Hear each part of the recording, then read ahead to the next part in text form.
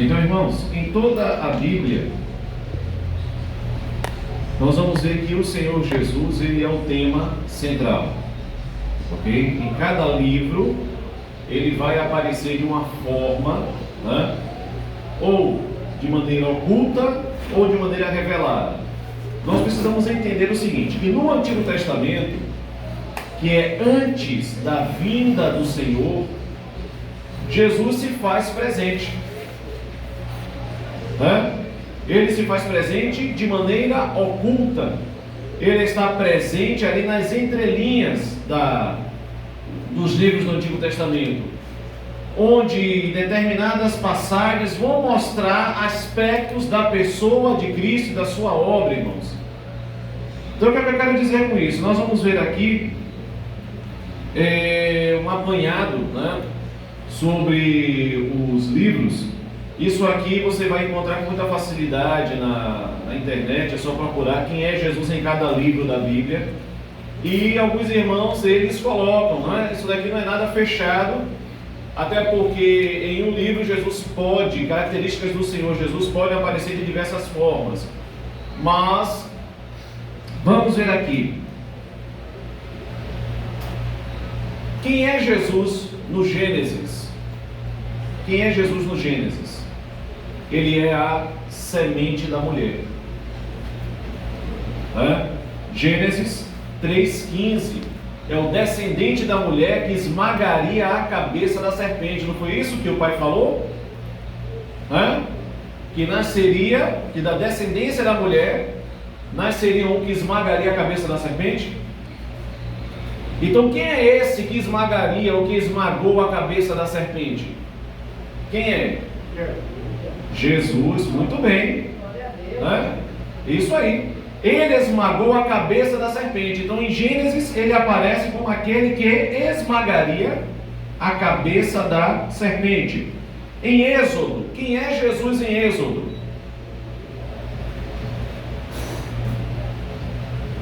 Quem é Jesus em Êxodo? O povo do mundo. Em Êxodo, Jesus é o Cordeiro Pascal, né? É o cordeiro que era sacrificado na Páscoa. Jesus, quando morreu ali na cruz, né? Qual foi o dia da sua crucificação? Foi a Páscoa, irmãos. Jesus morreu na Páscoa, porque ele era o Cordeiro Pascal, né? De lá de Êxodo. Está dando para entender a ligação? Aquele Cordeiro de Êxodo, lá do livro de Êxodo, ele apontava para o sacrifício do Senhor Jesus lá na cruz. Não é à toa que João Batista, quando vê Jesus, ele fala: eis o Cordeiro de Deus, que tira o pecado do mundo. Então, Jesus é o Cordeiro Pascal do livro de Êxodo. Mas vamos continuar. Em Levítico, Jesus é o sacrifício expiatório, o sacrifício pelos pecados. Em Levítico, ele é o sacrifício expiatório. Irmãos, é muita coisa. Eu acho que depois eu passo o site para eu coloco no grupo. Porque se vocês forem anotar, são 66 livros. Eu registro lá na cabeça. É bom. Mas eu vou passar para vocês que é muita coisa, porque senão a gente não vai dar conta. Eu vou correr um pouquinho, viu? Vou correr um pouquinho. Quando ver alguma coisa assim mais interessante, a gente para e fala, tá bom? Amém. Vamos lá. Então, em Levítico, Jesus é o sacrifício expiatório, mas não somente isso. Em Levítico também, Jesus é o sumo sacerdote. Ele também não só é o sacrifício, mas ele também é aquele que faz o sacrifício, que sacrifica. Ele é o sacrifício expiatório, mas ele também é o sumo sacerdote. E hoje ele é o nosso sumo sacerdote. Vamos lá. Em Números, Jesus é a rocha ferida. Aquela rocha que Moisés bateu, né? Ali apontava para Jesus, para a ferida do Senhor. Em Números, Jesus é a rocha ferida. Em Deuteronômio, Jesus é o grande profeta de Deus. O que Moisés falou, que o Senhor vosso Deus levantará um profeta semelhante a mim. Moisés já estava falando sobre a vinda desse profeta, que é o próprio Filho de Deus, lá em Deuteronômio capítulo 18, verso 15. Em Josué, quem é Jesus? Deuteronômio, ele é o grande profeta de Deus.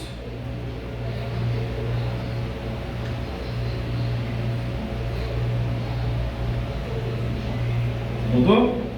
Em Deuteronômio, ele é o grande profeta de Deus.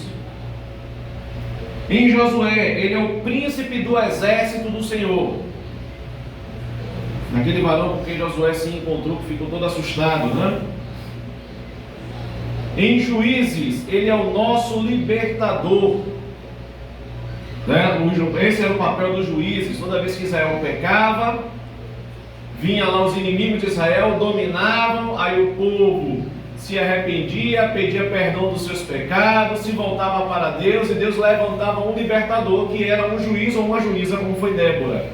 Então, em Juízes, Jesus é o nosso libertador. Em Ruth, ele é o nosso parente mais achegado, ou o nosso remidor. Ele é o nosso remidor. Em 1 Samuel, Jesus é a nossa vitória, é a vitória de Davi sobre Golias, né? Em 2 Samuel, Jesus é o descendente de Davi, qual foi profetizado, né? Sobre o descendente de Davi, que se assentaria no trono de Davi, teria um reino eterno. Em 1 Reis, aqui Jesus é o doador da sabedoria, porque ele concedeu a Salomão a sabedoria. Em 2 Reis, Jesus é o Rei dos Reis. Em 1 Crônicas, Jesus é o Rei Deus. No segundo livro das Crônicas, Jesus é o que faz a aliança. Em Esdras, Jesus, quem é Jesus? É o nosso auxílio, Senhor dos céus e da terra. Em Neemias, Jesus é o nosso ajudador, o reconstrutor, né, dos muros caídos, o reconstrutor daquilo que foi destruído. Em Neemias.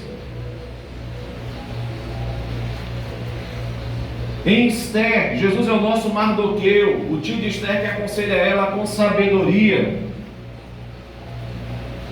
Em Jó, Jesus é o nosso Redentor. Jó falou: eu sei que o meu Redentor vive, né? Não foi isso que Jó disse? Eu sei que o meu Redentor vive. Então em Jó, quem é Jesus? É o nosso Redentor. Em Salmos canta Jesus de várias formas, né? É o nosso bom pastor, é o nosso guarda, é o guarda de Israel, né? Então, em Salmos, Jesus é o nosso pastor, é o nosso bom pastor, é o guarda de Israel. Em Provérbios, Jesus é a sabedoria de Deus. Isso está muito claro em Provérbios capítulo 8. Provérbios, Jesus é a sabedoria de Deus. Em Eclesiastes, Jesus é o alvo verdadeiro, porque o homem não consegue encontrar satisfação em nada a não ser no próprio Deus. Vamos lá. Em Cantares, quem é Jesus? Jesus é o amado. A noiva, quem é a noiva? A igreja, Israel, né? E Jesus é o amado, é o noivo. Vamos lá. Em Isaías, Jesus é o servo sofredor. Em Jeremias, ele é a nossa justiça.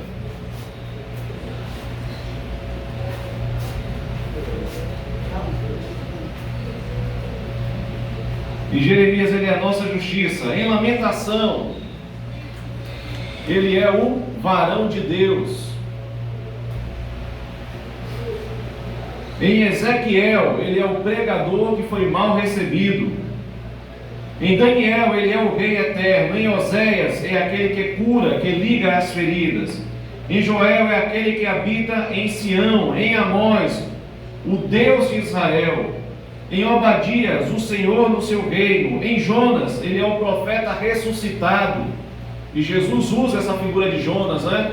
Nenhum sinal vos será dado a não ser o sinal do profeta Jonas, que ficou o quê? 3 dias e 3 noites no ventre do grande peixe, né? Jesus ficou 3 dias e 3 noites no ventre da terra, né? E assim como Jonas saiu vivo do ventre do peixe, Jesus saiu vivo do ventre da terra. Vamos continuar. Em Miqueias, Jesus é aquele que nasceu, nascido em Belém. A profecia de Miqueias, capítulo 5, versículo 2, dizendo que o Redentor, dizendo que o Messias nasceria em Belém, cidade de Davi. Irmãos, está dando para acompanhar a linha de raciocínio? Então, vamos lá, que nós vamos entrar no tema mais específico sobre inspiração. Em Naum, ele é aquele que leva as boas novas. Em Abacuque, o Senhor no seu santo templo. Em Sinfonias, ele é o Senhor que está em nosso meio. Em Ageu, ele é o desejado de todas as nações. Em Zacarias, ele é o preço do cordeiro. Em Malaquias, o sol da justiça. Em Mateus, ele é o rei Messias, aí já no Novo Testamento. Então, irmãos, só fazendo uma pausa. Até o livro de Malaquias, de Gênesis a Malaquias, a pessoa do Senhor Jesus, ela está em oculto, né? Jesus está, como a gente diz, velado no Antigo Testamento, ou seja, está atrás da cortina no Antigo Testamento. Se você puxar a cortina, você vai ver que ele está lá, né? Se você for olhar, essa cortina é perigosa. Perigoso. Se você tirar a cortina, você vai ver que ele está lá. Como nós fizemos aqui uma breve leitura muito rápida, passamos bem assim, bem en passant, né, bem por cima.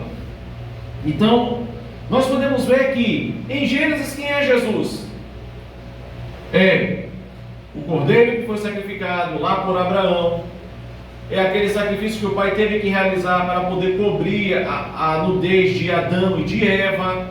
Em Êxodo, né, ele é o cordeiro pascal, ele também é o libertador. Então você vai ver aspectos da obra e da pessoa do Senhor Jesus em cada livro da Bíblia.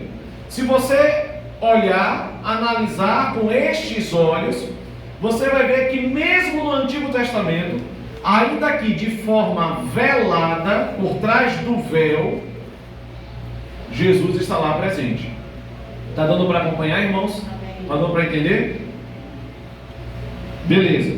Então, no Novo Testamento agora é diferente. Por quê? O que estava, toma cuidado com essa cortina. O que estava velado no Novo Testamento agora é revelado. Então se fala do Senhor Jesus de maneira muito clara, né? Então no Antigo Testamento ele está velado. No Novo Testamento Jesus está o quê? Revelado. Está dando para entender, irmãos, até aqui? Então vamos lá. Então no Novo Testamento, quem é Jesus? Em Mateus, Jesus é quem? Ele é o rei Mashiach. Ele é o rei Messias. Em Marcos, ele é o servo de Deus. Em Lucas, ele é o filho do homem. Em João, ele é o filho de Deus. Veja você, né? Olha como é interessante, como Deus inspira a sua palavra. Em Mateus, ele é o rei Messias, o rei Mashiach, né? Em Mateus. Em Marcos, ele é o servo. E também é você que são dois opostos. De um lado ele é rei, o soberano, o rei dos reis, o rei Mashiach, o rei Messias. E do outro lado também ele é o servo. Então são as duas extremidades. Está dando para entender, irmãos? Está dando para acompanhar? Né? ele é o rei Mashiach e ele também é o servo em Marcos. Mateus, ser Messias; em Marcos, o servo. Em Lucas, ele é o filho do homem. Em Lucas, Jesus é o filho do homem. Mas em João, Jesus é o filho de Deus. Veja você que verdadeiramente ele é o alfa e o ômega, o Aleph e o Tav, né? Alfa é a primeira letra do alfabeto grego e ômega é a última letra do alfabeto grego, ou seja, ele verdadeiramente ele é o princípio e ele é o fim. Tudo começa e termina nele. Amém? Né? Então vamos lá, vamos continuar. Em Atos, quem é Jesus em Atos? Ele é aquele que doa, que outorga o Espírito Santo. É ele que envia o Espírito lá no livro de Atos. Em Romanos, ele é aquele que nos torna justos aos olhos da lei. Em Romanos nós temos nele muitas coisas, né? Nós temos nele a justificação, nós temos nele a redenção, por meio dele a adoção de filhos, né? Que até então não se tinha. Então em Jesus nós somos adotados, nós recebemos o espírito de adoção. Depois a gente vai fazer um estudo só sobre Romanos. Mas vamos lá. Em Coríntios, ele é 1 Coríntios, ele é a primícia dos que dormem, ele é aquele que ressuscitou com a vida plena, né? Foi o primeiro ressuscitado com essa vida plena, com essa vida eterna, imortal, com essa vida que não morre. Porque até então as pessoas no Antigo Testamento e até mesmo no Novo Testamento, nos Evangelhos, quando ressuscitavam, era com essa vida terrena. Ressuscitavam, mas depois de um tempo, depois de alguns anos, morriam novamente. Ninguém viveu para sempre, mas com Jesus não. Ele morreu e o Pai o ressuscitou com a vida eterna. Então ele é a primícia dos que dormem. E 2 Coríntios, na segunda carta de Paulo aos Coríntios, a graça de Deus. Em Gálatas, Jesus é o verdadeiro evangelho. Em Efésios, ele é muita coisa. Aqui o autor colocou, ele é toda a armadura de Deus. Podemos dizer também que em Efésios ele é aquele que preenche tudo em todos. Em Filipenses, aquele que supre as necessidades. Posso todas as coisas naquele que me fortalece. Em Colossenses, Jesus é o cabeça da igreja. Em 1 Tessalonicenses, Jesus é o vingador de todas as coisas. Em 2 Tessalonicenses, ele é o fiel protetor. Em 1 Timóteo, ele é o único mediador entre Deus e os homens. Porque só há um mediador entre Deus e os homens. E quem é? Jesus Cristo, homem. Vamos continuar. Já estamos finalizando aqui a lista. 2 Timóteo, o Senhor é o justo juiz. Em Tito, ele é a graça salvadora a todos os homens. Em Filemão, ele é aquele que intercede por nós. Essa carta de Filemão ela é interessante, porque ela é uma carta de intercessão do apóstolo Paulo, enviada para Filemão. Ele está intercedendo por Onesífero, que era servo de Filemão e o abandonou. Então Paulo ali se coloca como um intercessor. Depois os irmãos leem a carta de Paulo a Filemão, é bem pequena, dá para ler rapidinho. Em Hebreus, Jesus é o autor e consumador da fé. Em Tiago, ele é o dom perfeito vindo de Deus. Em 1 Pedro, ele é a pedra principal.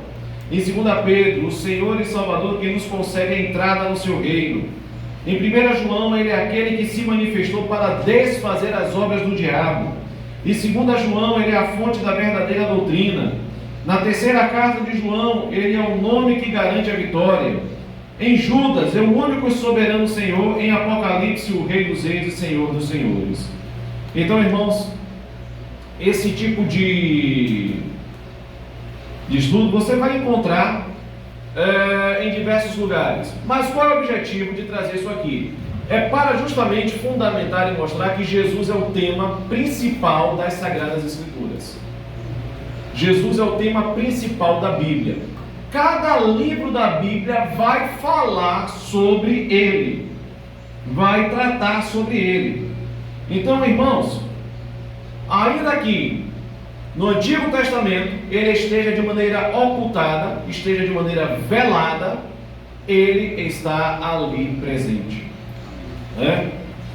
Existe uma coisa que a gente chama de tipologia. Não sei se vocês já ouviram falar. Tipologia. Tipos, né? A gente vai ter a oportunidade de tratar sobre isso de maneira mais específica. A tipologia é como se fossem representações. Por exemplo, Adão é um tipo de Cristo. Em que aspecto? Adão foi o primeiro homem da criação.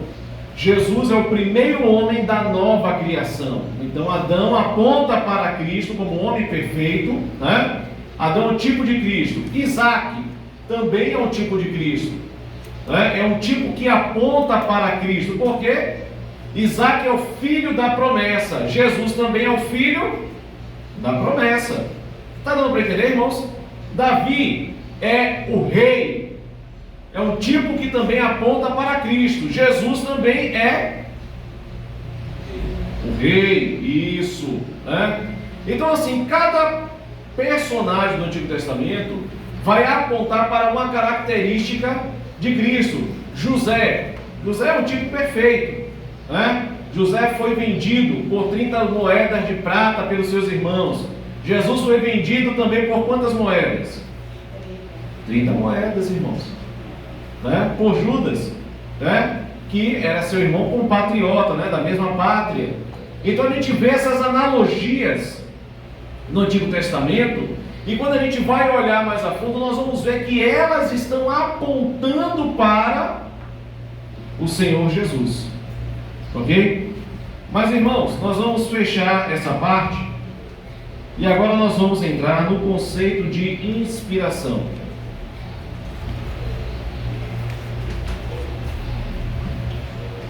Das Sagradas Escrituras. Ok? Como eu falei no começo, hoje existe um ataque ferrenho contra este livro. Na verdade sempre houve essa batalha contra este livro, contra essa palavra que é a palavra de Deus. Os homens não querem se submeter à vontade do Senhor. A vontade de Deus, ela foi nos revelada por meio das Sagradas Escrituras, por meio da Bíblia. Então, se o inimigo consegue incutir na mente dos homens que esse livro que nós temos aqui não é inspirado por Deus, então esse livro, né, ele perde o seu valor e a sua autoridade. Irmãos, estão dando para acompanhar, para entender até aqui? Se esse livro aqui, ele não tem a autoria divina, se ele não tem a inspiração divina, então ele perde a sua autoridade, ele perde a sua inerrância e perde a sua autoridade. Então o ataque do mundo, o ataque do maligno é para poder trazer descrédito a este livro. É para poder trazer descrédito à Bíblia Sagrada. Mas nós vamos ver aqui algumas posições, ok? Então, irmãos, nós, né, como cristãos, nós cremos na chamada inspiração das Sagradas Escrituras, ok? Na chamada inspiração das Sagradas Escrituras. Vamos abrir a nossa Bíblia lá na carta de Paulo a Timóteo, na primeira carta de Paulo a Timóteo.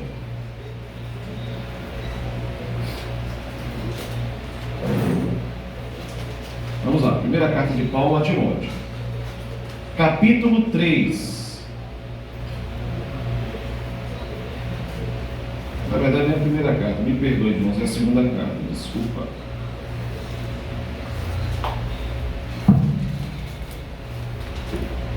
Deixa eu ver aqui.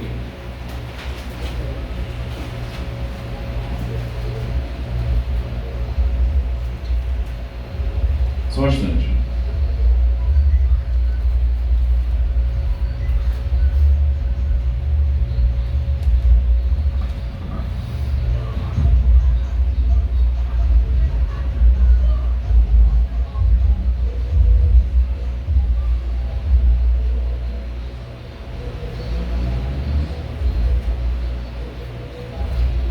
Na verdade, na segunda carta de Paulo a Timóteo, perdão. Capítulo 3, verso 16. Na segunda carta de Paulo a Timóteo, 3, 16.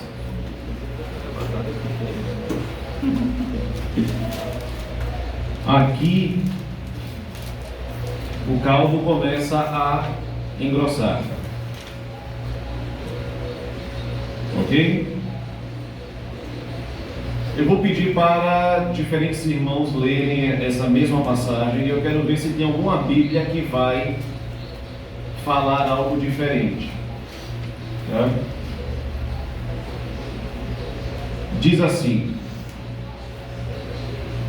toda a Escritura,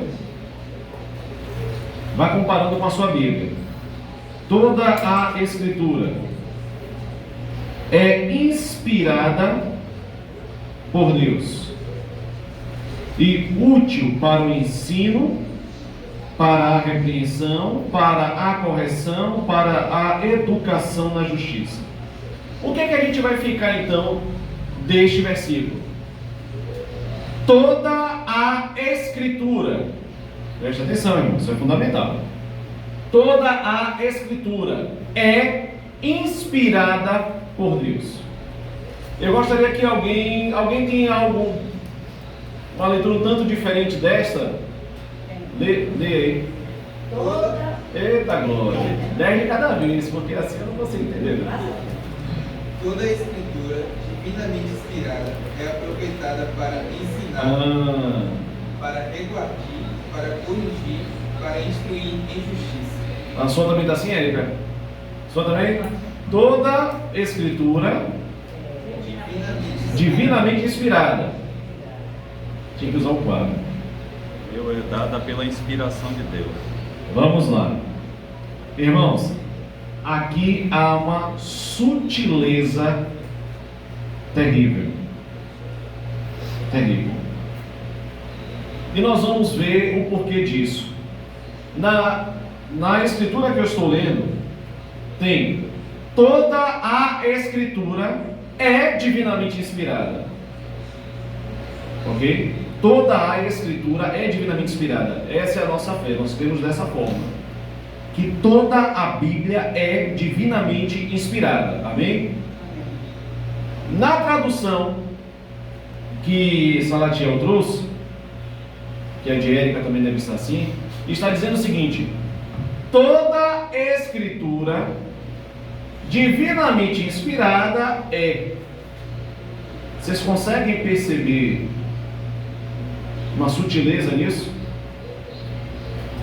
Conseguem perceber? Sim ou não? Ou está tudo igual? Não, a minha Vamos. Toda escritura é divinamente inspirada. Ah, não. Então é de Salatiel. A sua está. Tem o erro. Tá. A sua está toda escritura divinamente inspirada é. É assim? Toda a Escritura. Toda a escritura divinamente inspirada é. É isso? Está diferente. Toda a escritura é dada pela inspiração de Deus. Maravilha. Pronto, eu quero a de Salatiel. Pronto. Desculpa aí.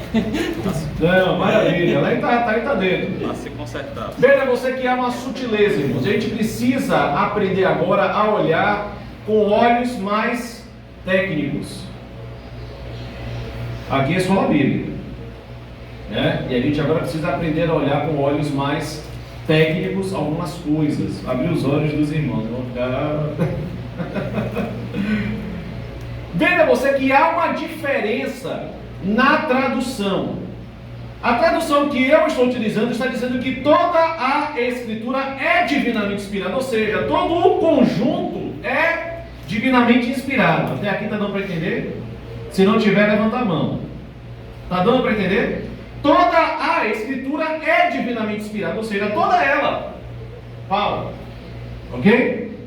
Na que o irmão está utilizando, a tradução dele, está dizendo o seguinte: toda a Escritura divinamente inspirada é. Por que existe essa diferença? Na tradução que o irmão utilizou, está dando a entender que nem tudo que está escrito foi inspirado, mas somente aquilo que é inspirado é que é útil para corrigir, para redarguir, né? Para poder demonstrar.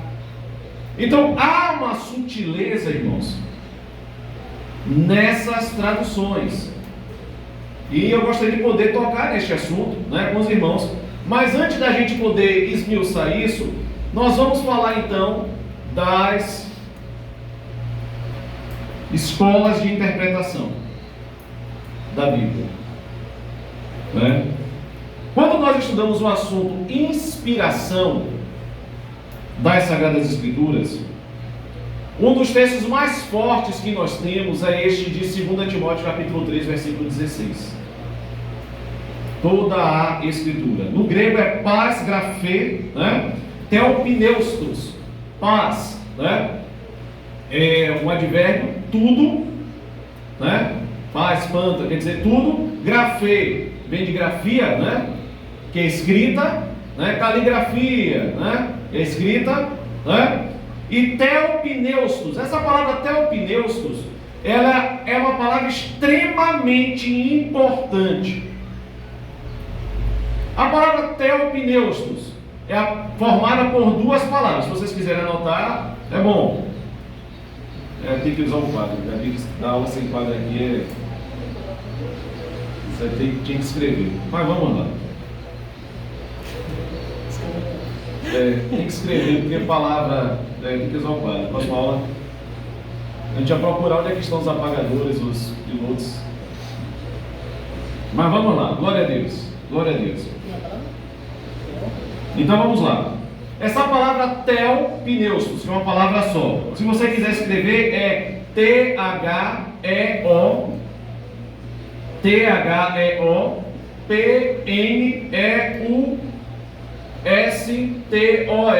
theopneustos. Por que essa palavra ela é importante? Apenas escreve. Essa palavra, ela é uma palavra grega, que significa inspiração, né? Só que tipo de inspiração é esse? A palavra theopneustos, ela é formada por duas outras palavras que se juntam e formam theopneustos. Qual é a primeira palavra que forma theopneustos? É a palavra theos.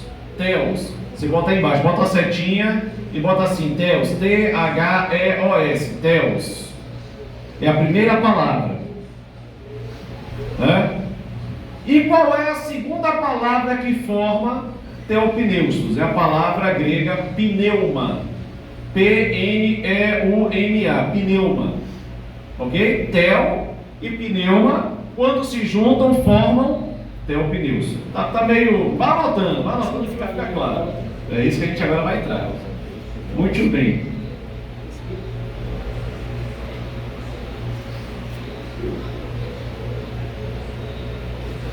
Vamos lá. Tá dando para acompanhar até aqui?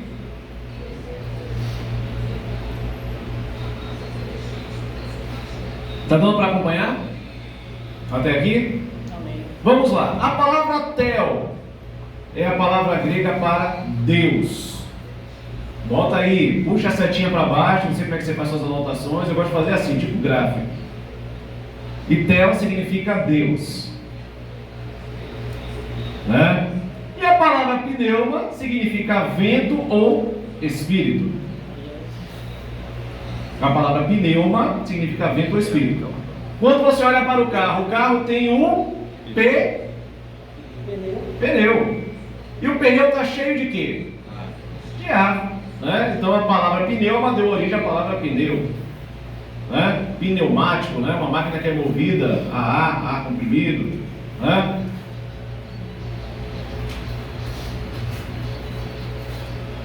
Obrigado, meu irmão. Não vai perder seu galardão. Então vamos lá. Então teopneustos significa literalmente soprado por Deus. Né? Uma coisa que foi vinda direto da parte de Deus.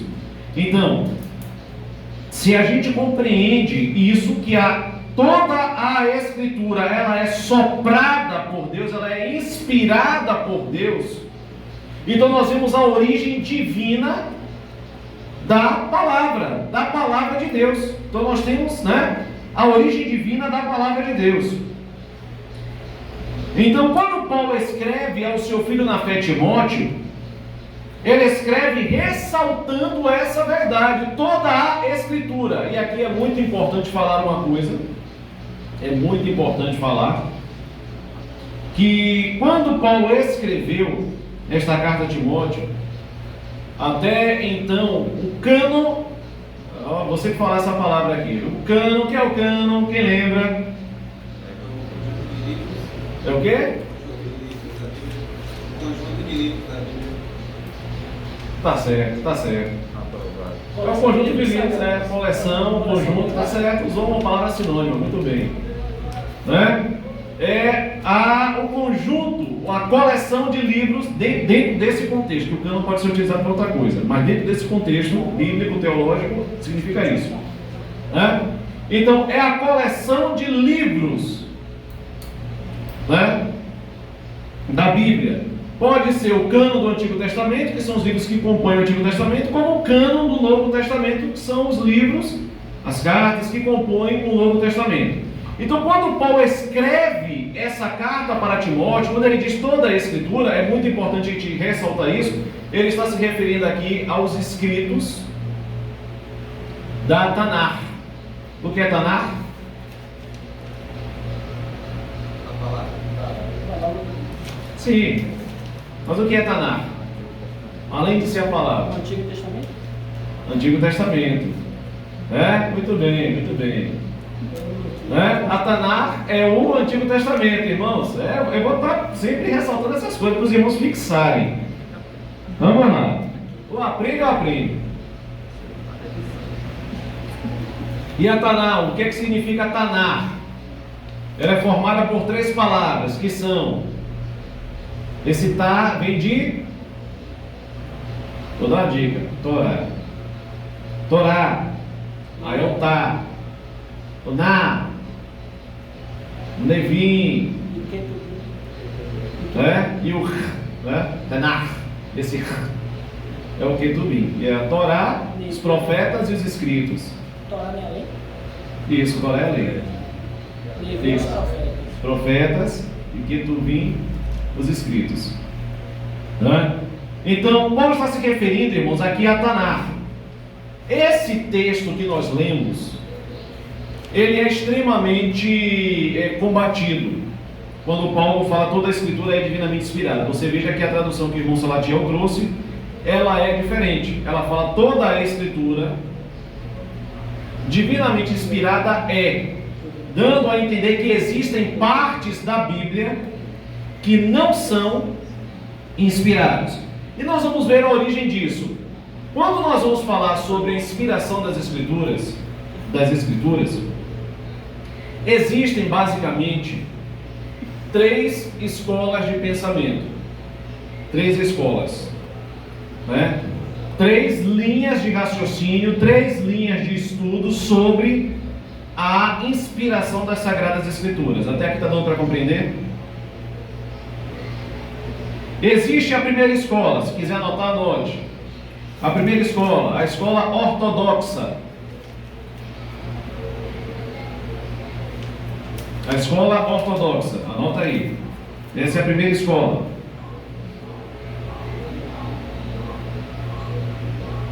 A segunda escola e a escola moderna.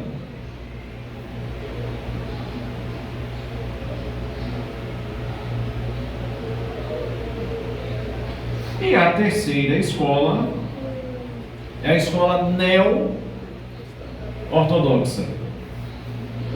Poxa, mas o que é que isso tem a ver comigo? O que é que isso me diz respeito? O que é que eu tenho a ver com a escola ortodoxa? O que é que eu tenho a ver com a escola moderna, a modernista, né? Com a escola modernista. O que é que eu tenho a ver com a escola neo-ortodoxa? Irmãos, é extremamente importante. Por quê? Se você souber discernir cada linha dessas escolas, quando vocês ouvirem um pregador, principalmente nos da internet, pela forma dele falar, você já vai entender qual é a linha que ele está seguindo, e você vai ver se serve para você ou não. Você vai conseguir discernir. Quando um pregador fala, um pregador muito famoso fala sobre acreditar na pateticidade literal do Gênesis, isso é algo ridículo. Já viu um pregador falar isso? Dizer que Adão e Eva no Jardim do Éden é algo ridículo, e que quem acredita nisso é patético. Vocês acreditam que Adão e Eva é apenas uma ilustração, ou foram pessoas reais, criadas por Deus? Foram pessoas reais. Mas existem pregadores que falam dessa forma e muita gente vai atrás, porque usam um linguajar, entre aspas, erudito, usam as palavras diferentes, umas palavras difíceis, e aí, meio mundo de incautos vão atrás dele. Então ele diz que o Gênesis não deve ser encarado de forma literal, que acreditar dessa forma é ser um crente patético, né? Já ouvi ele falar isso abertamente, né? Então você começa a entender qual é a linha de pensamento desse homem. Existem outros mais modernos que estão falando que a Bíblia, ela precisa ser revista, ela precisa ser atualizada. Então, assim, a Bíblia é um livro desatualizado, irmãos? Ou ela é a palavra de Deus, eterna? O que é eterno não precisa ser atualizado, simplesmente é eterno, é passado, presente e futuro, é eterno, está numa linha atemporal. As verdades que tem neste livro, elas são verdades espirituais eternas. Então vamos lá, deixa eu chegar mais para trás, né? Está muito próximo, né? Então vamos lá. Então, quando a gente consegue discernir essas escolas de pensamento, a gente já começa a entender alguns pregadores. Vamos começar com a escola a qual eu sou adepto, e eu acredito que os irmãos também. A escola ortodoxa. Anota aí, a escola ortodoxa é a escola a qual nós somos, aí, ortodoxia. Muito bem. Nós somos adeptos da escola ortodoxa. Por que da escola ortodoxa? Em linhas gerais, qual é a visão da escola ortodoxa com relação à Bíblia? Para a escola ortodoxa, a Bíblia é a palavra de Deus. Ponto. Alguém pensa diferente disso? Alguém aqui? Pensar diferente pode falar. Então, nós somos uma escola. Alguém aqui pensa diferente, que a Bíblia não é, o que ela contém? Então, a escola ortodoxa, a visão dela com relação às Sagradas Escrituras, estou falando aqui de maneira bem simples, a Bíblia é plenamente inspirada por Deus. Ok?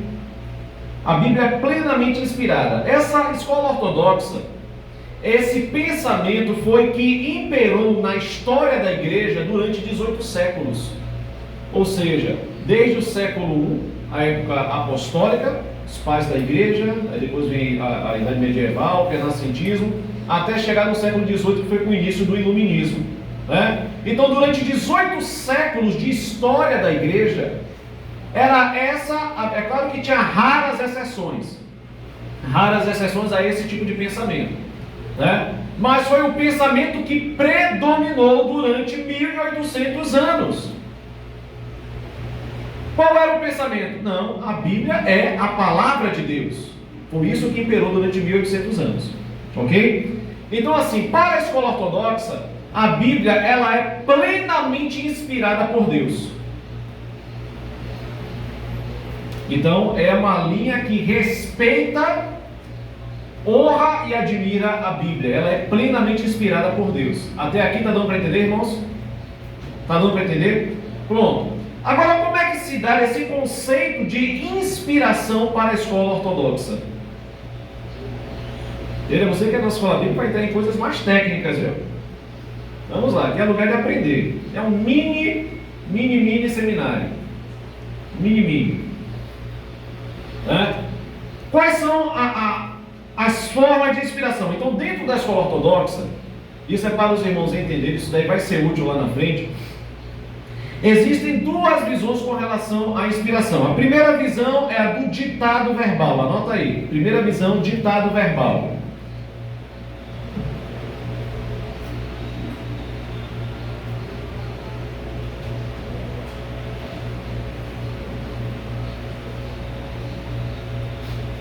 E a segunda visão com relação ao conceito de inspiração é a visão dos conceitos inspirados.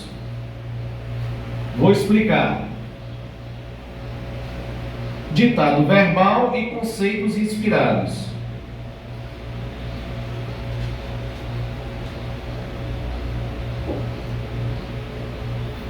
Vamos lá. Então existem ortodoxos que seguem essa primeira linha, que é a linha do ditado verbal. Como é que isso funciona? É que Deus ditou as palavras no espírito dos profetas e eles falaram. Está dando para entender, irmãos? Está dando para entender que Deus deu as palavras. Agora, esse ditado divino, ele não foi um ditado mecânico. Deus usou o conteúdo interno de cada personalidade, de cada profeta, e usou esse conteúdo para comunicar a sua palavra. Está dando para entender até aqui? Ou seja, o que é que isso quer dizer? Não foi aquela coisa mecânica, né?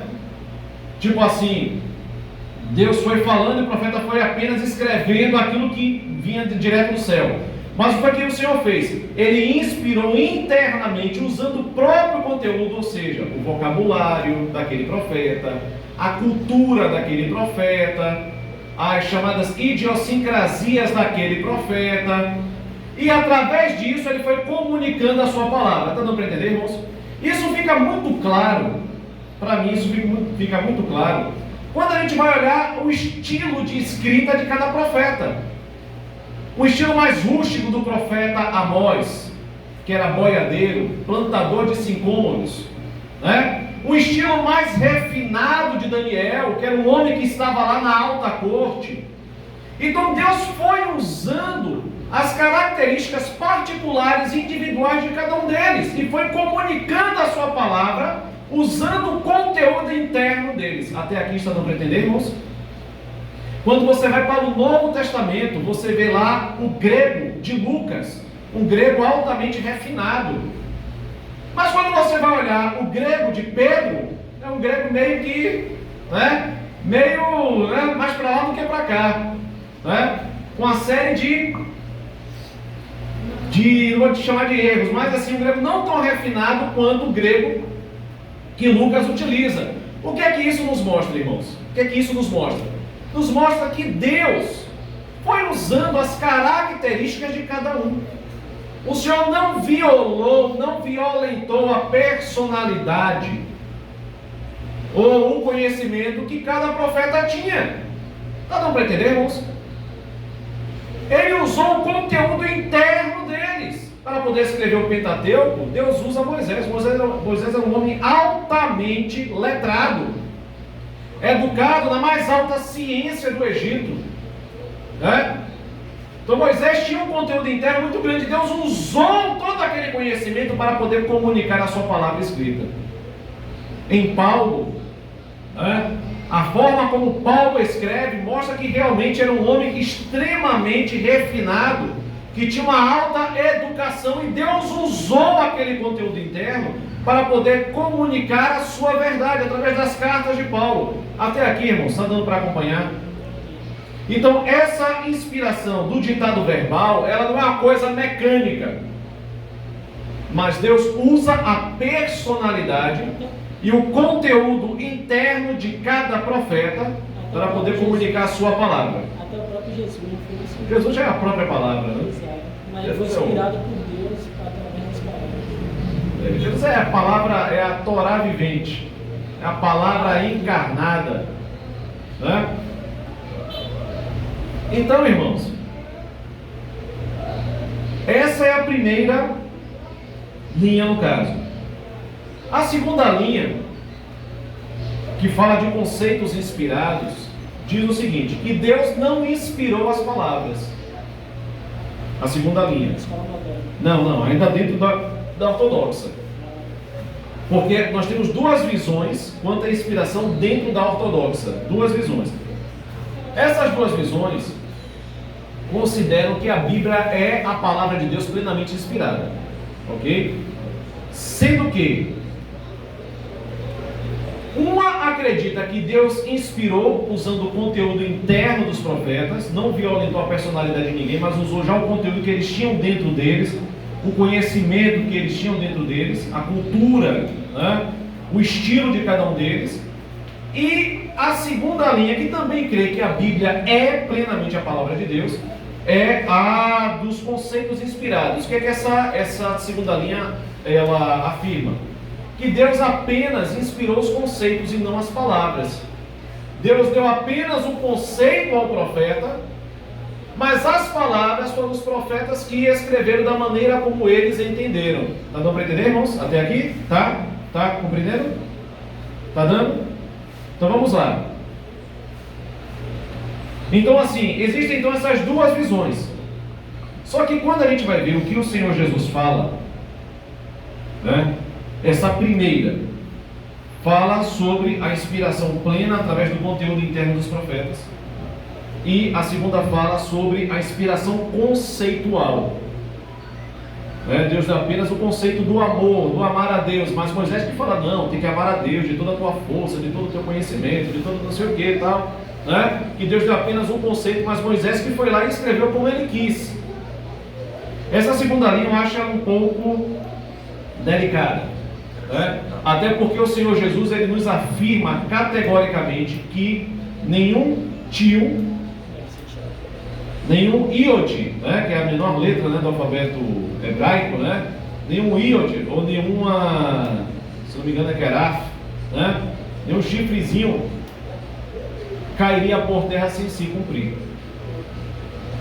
Então, dentre essas duas linhas de pensamento da inspiração do ditado verbal e a inspiração de conceito, eu acredito que o ditado verbal está mais próximo do que é a realidade.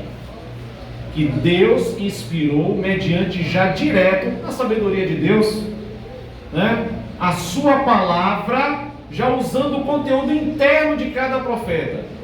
E ele deu a sua palavra e os profetas apenas transcreveram. Até porque, se não fosse assim, Jesus não falaria sobre a importância de uma letra no texto hebraico. Não para entender, irmãos? Porque se fosse simplesmente uma inspiração conceitual, se fosse conceito e cada um escrevesse como quisesse, então tirar uma letra, colocar uma letra, desde que o conceito permanecesse inalterado, não faria diferença. Mas Jesus falou que até uma letra, se for alterada, ou melhor dizendo, o Senhor Jesus falou que nenhuma letra cairia por terra sem ser cumprida. Está dando para entender, irmãos? Está dando para acompanhar o raciocínio? Está conseguindo acompanhar? Vamos lá. Então, vamos lá. Qual é a visão da escola ortodoxa com relação à Bíblia? 10 de cada vez, porque eu não estou ouvindo. Se você inspirado de ditado verbal. Vamos lá, deixa eu refazer. Para a escola ortodoxa, o que é a Bíblia? A Bíblia é a palavra de Deus. Diretamente a Bíblia é a palavra de Deus. Plenamente a palavra de Deus. Pronto. Dentro da escola ortodoxa, existem duas visões sobre o conceito de inspiração. Qual é a primeira visão? Ditado verbal. Ditado verbal. Ótimo. O que é que o ditado verbal diz?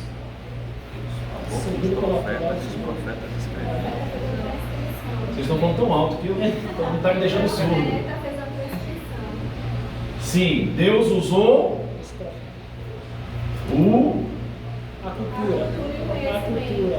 Isso, o conteúdo interno, a cultura, o conhecimento de cada um deles, e através daí o Senhor foi dando a sua mensagem. E qual é a segunda visão dentro da escola ortodoxa? Conceitos inspirados. Fala do quê? Deus deu apenas o conceito, né? Que Deus é apenas o quê? Um conceito, mas que os profetas escreveram como eles Segundo a vontade dele. quiseram. Né? Dentre essas duas linhas, a mais coerente para mim é a do ditado verbal. É a primeira. Até por aquilo que o nosso Senhor Jesus fala, pela importância que ele dá até mesmo um tio, a um íode, né? Que está na Bíblia, né? Então, assim, acredito que a que melhor designa, né, é a do ditado verbal. Tem um erudito, o Rice, né, John Rice, na verdade, né? Ele escreveu o livro, nosso livro soprado por Deus, a Bíblia. Ele argumenta aqui o seguinte: Deus havia preparado de antemão, o que é que o Rice fala?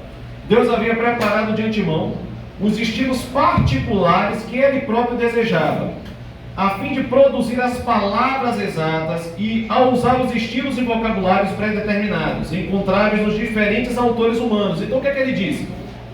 Que vamos pegar aqui em linhas gerais, é como se a vida de cada profeta fosse modelada por Deus de antemão, de tal forma que eles tivessem o conteúdo que Deus queria usar para comunicar a sua verdade, né? A vida desses homens foram trabalhadas, foram modeladas, né? De tal forma que eles tivessem esse conteúdo interno para que o próprio Senhor usasse para comunicar a sua palavra.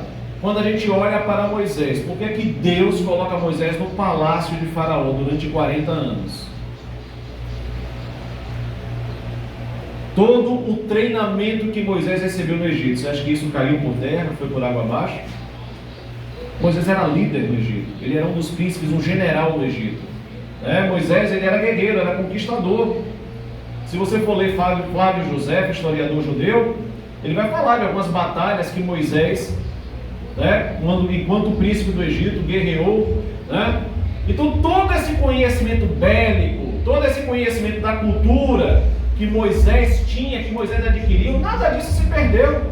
Deus foi usando para a glória dele. Está dando para entender, irmãos? Por exemplo, vamos pegar a vida de Paulo, né? Paulo, você acha que todo aquele conhecimento, toda aquela bagagem que Paulo adquiriu ao longo de sua vida se perdeu? Depois que ele se tornou cristão, Paulo ficou demente? Ficou incauto? Ficou ignorante? Não, foi o que Deus fez? Deus pegou todo aquele conhecimento e inspirou pelo Espírito. Agora aquele conhecimento se tornou um conhecimento vivo. E aí Paulo foi usado por Deus tremendamente para poder escrever cartas, a diversas igrejas entre os gentios. Então, irmãos, todo conhecimento que nós adquirimos, quando nós colocamos nas mãos de Deus, e ele é santificado pelo Espírito, o Senhor vai usar para a glória dele. Por isso que é importante o cristão estudar, aprender uma nova língua, se dedicar nos estudos, porque o Espírito Santo pode usar isso para a glória dele. Ele pode te usar como uma ferramenta. Você que sabe que tem um chamado para fora, um chamado internacional, não se dedica a aprender uma língua, nem a língua básica, o inglês, que com o inglês você consegue se virar em quase todo o planeta. Ou você não crê no seu chamado, ou você é muito relaxado, e isso aí dificulta muito a sua vida ministerial, porque você não se preparou, né? Você sabia qual era a vontade de Deus na sua vida, sabia que Deus tinha esse chamado para você, mas você foi negligente na preparação. Aí a culpa é de Deus? Não, irmãos. Não. Né? Eu sempre brinco, né, com os irmãos que não pode ter pastor Mobral. Tem que estudar. Tem que estudar. Tem que se dedicar. Até porque o levante é muito grande. Se você precisa ter conteúdo. Então, irmãos, voltando aqui para John Rice, né, na visão de Rice, até a vida desses homens as vidas, né, ou a vida foi modelada de tal forma que eles tivessem essa forma de aprendizagem para que Deus pudesse usá-los. E diz assim: o resultado final então foi um ditado palavra por palavra da parte de Deus, as sagradas escrituras, porque eles tinham os vocabulários e estilos literários dentro deles, aos quais Deus poderia usar, né? Até aqui, alguma dúvida? Alguma dúvida? Estamos dentro da ortodoxa. A gente está abordando só a ortodoxa. A gente não está falando aqui da modernista, não. Até aqui alguma dúvida? Não? Então, dentro da escola ortodoxa, para mim, a linha que melhor descreve o que de fato aconteceu com relação às Sagradas Escrituras é a linha do ditado verbal. Deus usa, né, o conteúdo. Irmãos, isso nos mostra a soberania do nosso Deus em todas as coisas que acontecem em nossas vidas. Quem diria que aquele menino, benquisto pelo pai, odiado pelos seus irmãos, seria vendido e levado para uma terra estranha para poder sofrer, para ser humilhado na casa de Potifar, no cárcere, para que a partir daí Deus o levasse a ocupar o segundo lugar no trono do Egito. E esse menino, quando se torna homem, quando tem um encontro com seus irmãos, ele fala: vós intentaste contra mim o mal, mas Deus o transformou em bem. Deus me enviou ao Egito adiante de vós, para vos manter com vida.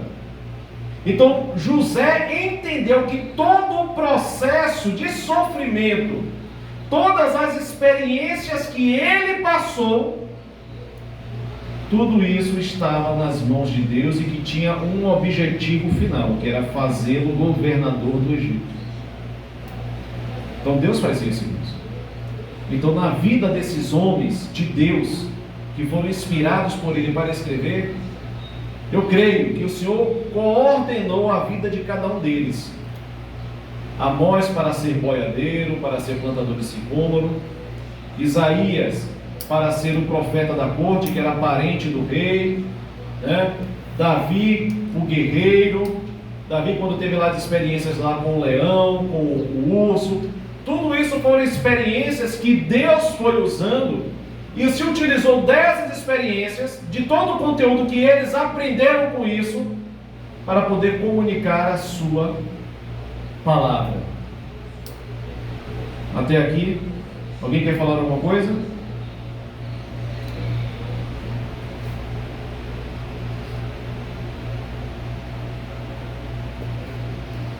Irmão, já são 11 horas. Continua para por aqui? O que é que vocês acham? Falar da modernista? O que é que vocês acham? Não, então vamos fazer o seguinte: vocês não estão cansados, o Cleber está sentindo dor. A gente vai dar uma paradinha por aqui, tá bom? Mas o que a gente precisa, irmãos, focar, entender, é que a Bíblia, ela é a palavra inspirada por Deus. A minha tradução, a tradução que eu li, só para os irmãos entenderem, e isso eu quero que os irmãos aprendam a discernir nas entrelinhas. Quando você ouvir uma pessoa, até mesmo quando você lê um livro, no que diz respeito à palavra, vocês precisam discernir isso. A minha tradução, toda a escritura é inspirada por Deus, é divinamente inspirada. Ela reflete o pensamento da escola ortodoxa. O homem que traduziu, o exegeta que fez essa tradução, claramente se vê que ele é alguém que crê que a Bíblia é plenamente inspirada, que a Bíblia é a palavra de Deus em toda a sua completude. Porque para ele a Bíblia é divinamente inspirada. A outra linha, a qual a Bíblia de Salatiel, né,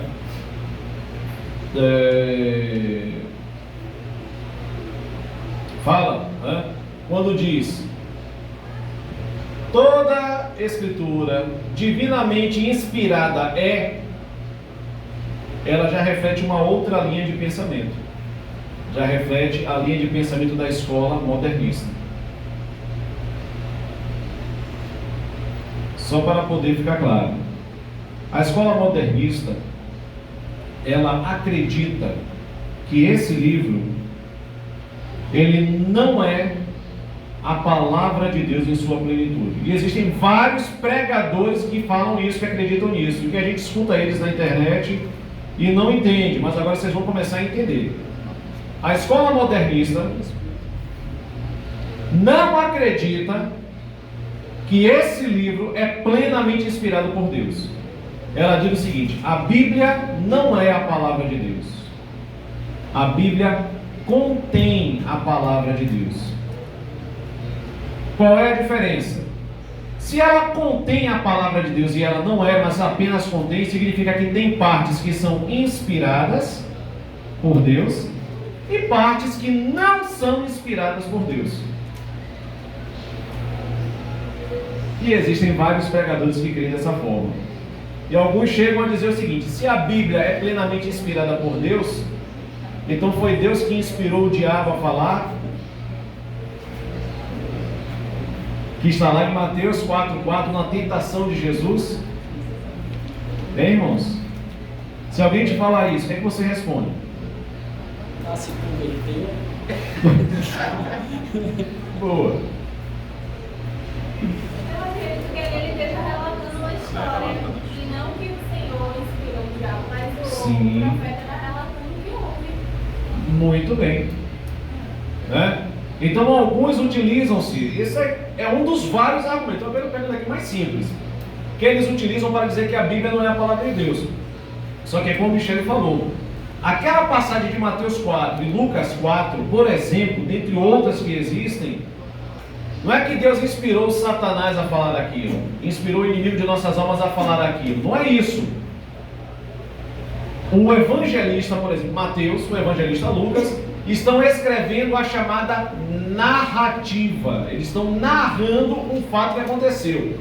A fala do inimigo não é inspirada, a fala de Satanás não é inspirada, mas a narrativa sobre o fato é.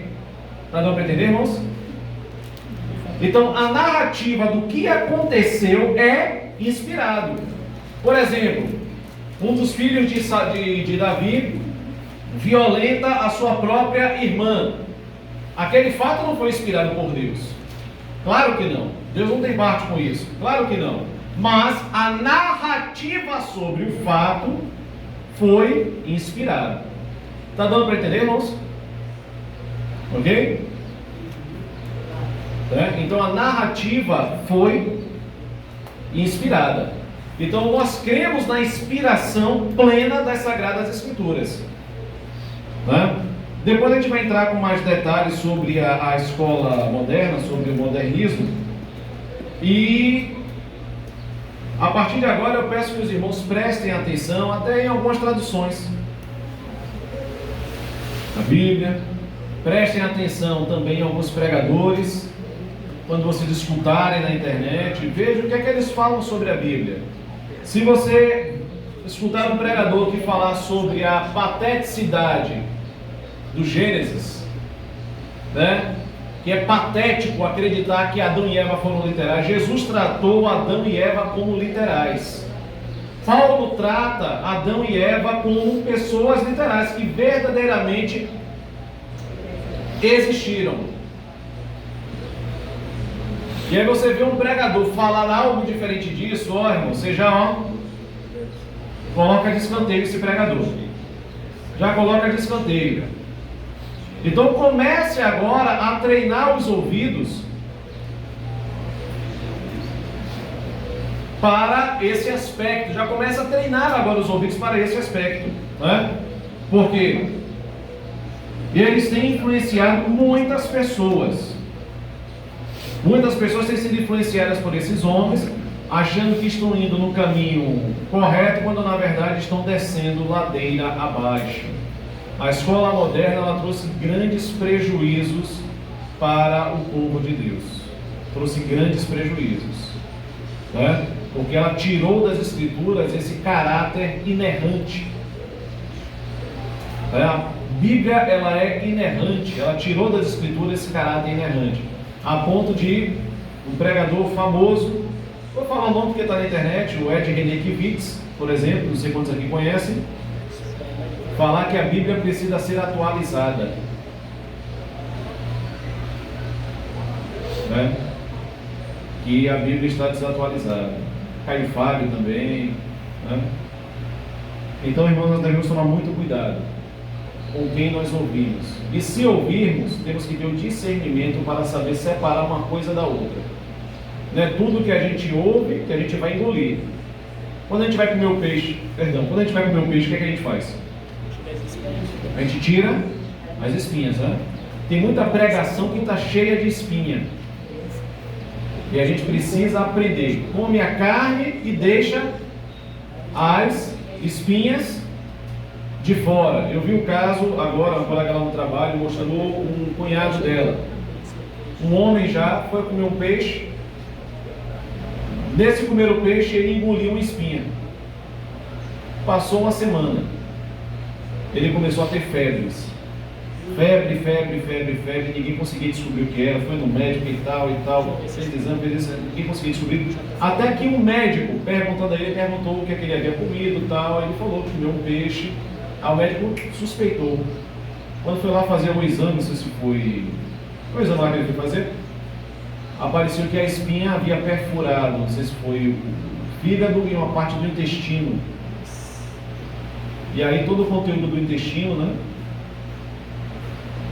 Bactérias que ficam lá, que ajudam no processo de digestão, contaminou todos os órgãos internos dele, porque quase que morria. Tanto é que ela falou, olha, a gente pensou que ele iria morrer, porque ele estava mal, ficou na UTI 1 mês e 15 dias, 45 dias na UTI por causa de uma espinha que engoliu. Se nós formos trazer isso para o lado espiritual, essas espinhas podem matar. E é com isso. E mata mesmo, porque um parente que uma vez sim. Olha, isso é perigosíssimo. Operou não sei quantas vezes para conseguir, mas não conseguiu. Não conseguiu, né? Jesus. Isso é perigoso, irmãos. Espiritualmente, o perigo não é menor, não.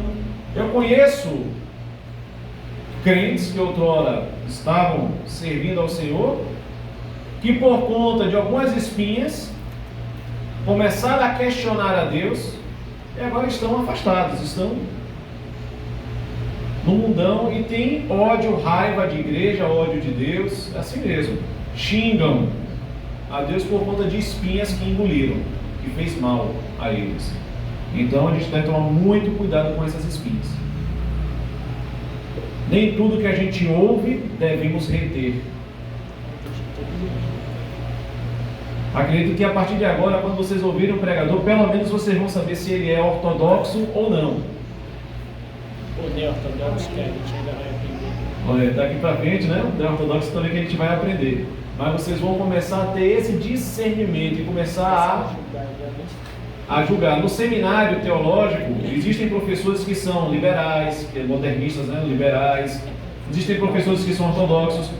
Existe um seminário aqui em Salvador que o professor entrou na sala, viu, Wesley? Eita, glória. O professor entrou na sala, pegou a Bíblia e jogou na lata do lixo. Seminário teológico. Jogou a Bíblia esse livro aqui não serve para nada. Professor de teologia ensinando a futuros pastores. Que tipo de obreiro você acha que esse professor vai formar? Que não vai usar a Bíblia. Ainda chega na sala e fala assim: vocês acreditam que o Mar Vermelho se abriu?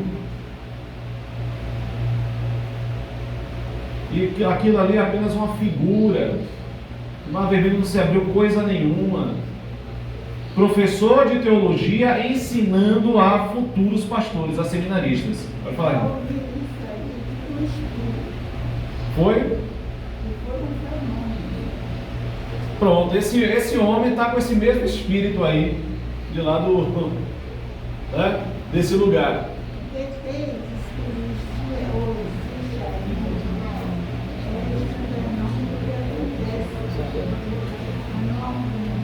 Isso mesmo. Então, minha irmã, aí, a irmã viu esse caso acontecer em um local que não adora a Deus. Agora imagine você dentro de um seminário que é considerado escola de profetas, que o seminário está formando ali homens e mulheres de Deus para atuarem no reino, para treinarem, para prepararem, para alimentarem outras pessoas. E aí vem um professor investido de autoridade. O professor, ele tem autoridade na sala de aula, é ou não é? E aí chega para os seus alunos e começa a falar isso. E se o aluno não tiver discernimento, ó, engole. É o mesmo que acontece nas faculdades, nas universidades, nas academias, né? Se você não tiver uma boa base bíblica. Eu conheço uma moça, ela fez escola pública, Sim. missionária, essa escola toda. Hoje ela diz que é a É mesmo. e acredita em Deus. Não vai mais na igreja.